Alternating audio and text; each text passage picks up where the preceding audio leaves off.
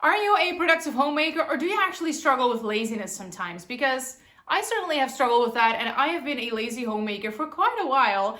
And today I wanted to share with you what happened, how I became lazy, and what I actually did to overcome my laziness and to become a productive homemaker instead of a lazy one. So let's talk about it.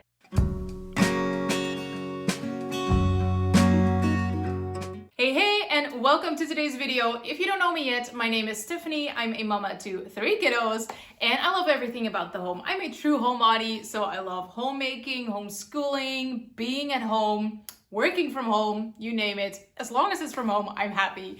But I wasn't always a really good homemaker, and I wanted to talk about that today. I turned into a lazy homemaker, and then I learned a couple of things to actually turn it back around and become a productive homemaker again. So let's talk about that today. But first, I wanted to share a little bit more about my story and how I actually became lazy. It really came easy to me to become lazy, but it's also something that was kickstarted basically in high school.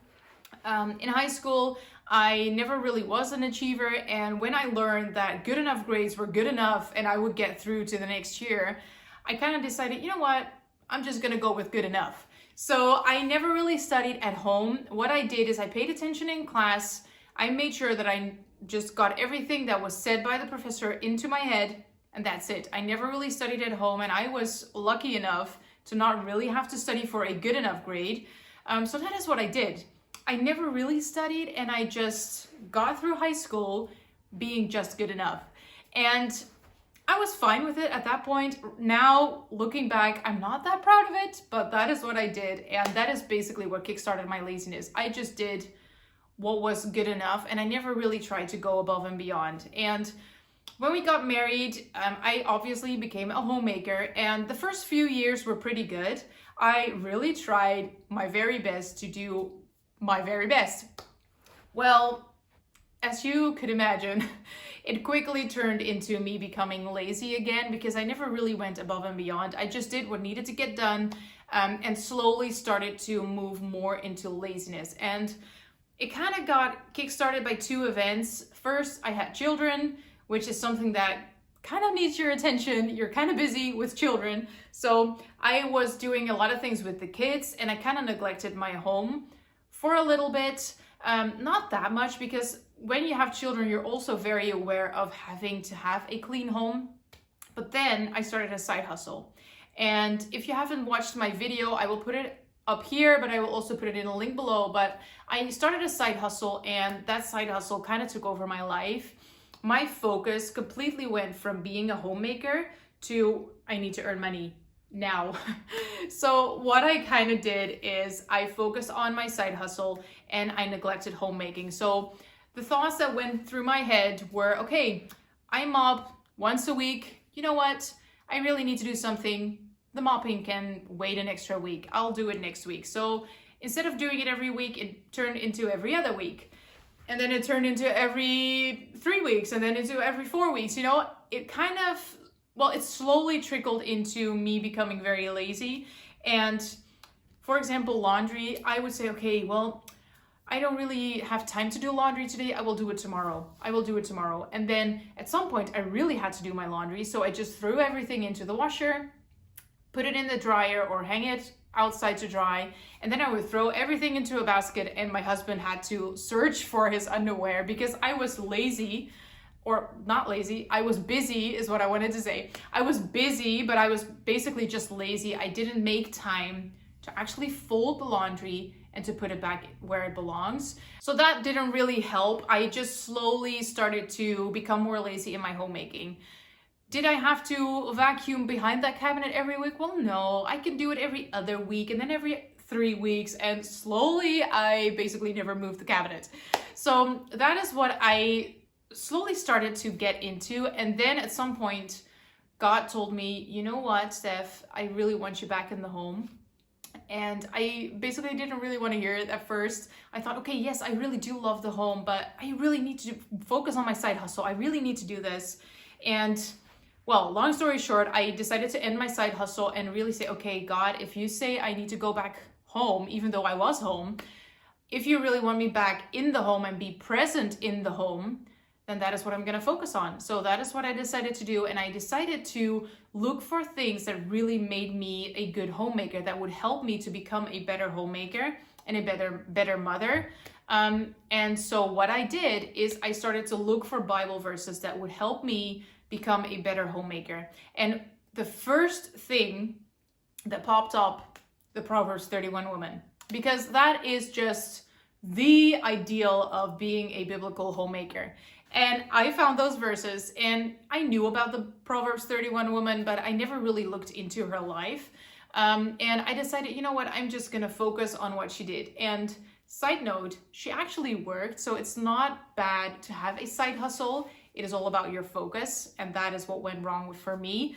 But anyway, what I decided to do is focus on what does she do and how does she do things. And I discovered that she works hard and she does things really, really well.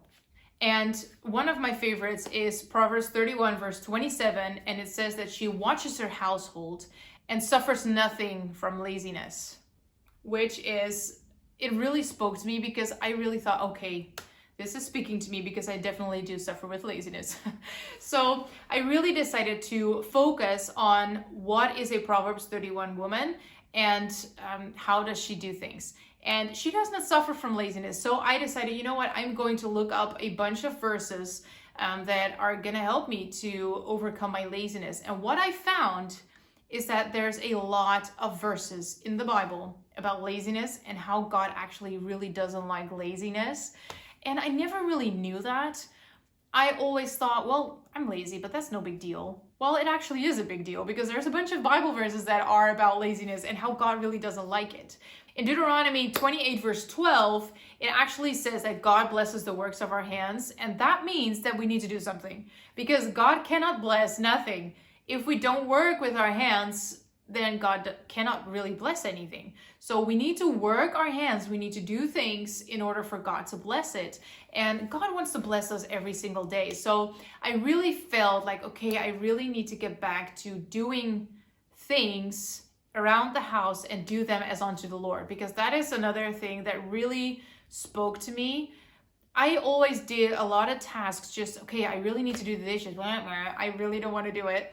But when I thought about it, if Jesus was standing next to me and he said, hey, could you please do the dishes? I would not complain and I would not say no. Because if God wants me to do the dishes, then I would do it and I would do my very best because it's for God. Well, God says in his word that we need to do everything that we do as unto the Lord. I want to think about doing the dishes as if Jesus was standing next to me and said, hey, Steph, could you do the dishes? I really wanted to think about everything that I was doing as if it is unto the Lord. Would I want Jesus to search for underwear in a big pile of laundry? Or would I make sure that I have everything laid out for him and I would present it as best as I can because I want to give him the best that I have? Well, the last is obviously true. I wouldn't want him to walk around this house and have to step over a bunch of toys because there's clutter everywhere and I didn't really feel like picking it up. And he sticks to the floor because I didn't mop for 3 months. Or I don't have any plates for him, so he's gonna have to eat his sandwich out of his hands because I don't have a plate to put his sandwich on. That is not what I want Jesus to experience when he enters into my house. So why would I want that for my children and for my family? That really gave me a different perspective and it really pulled me out of laziness.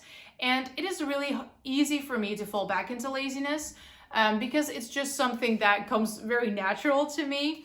But every time I want to sit on the couch and I want to just drink coffee and read a book or scroll social media, which is very bad for you, which is one of the main reasons why I decided to delete Instagram.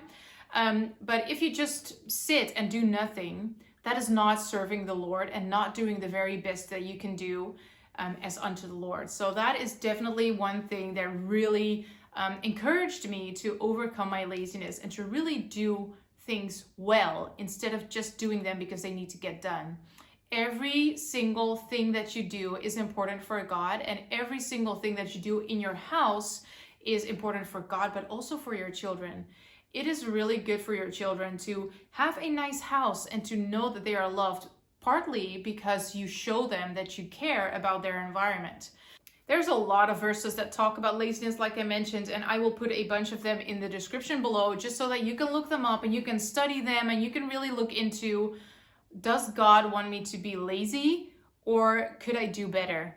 And God wants us to serve Him and to be fully giving our life fully to His purpose. And one of the main roles that you have been given as a mother and as a homemaker is to take care of the home. So this is something that God has given you. You have been given the beautiful task of being a homemaker and or a mother. So do that task with everything that you have within you and try to do it as best as you can.